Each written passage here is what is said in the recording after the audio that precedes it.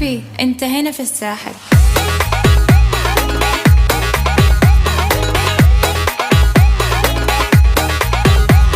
حبيبي انت هنا تتاكل.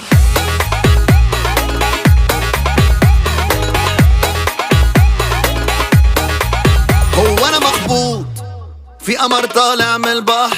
لا مش مظبوط. ازاي قمرين في الشهر؟ هو انت منين؟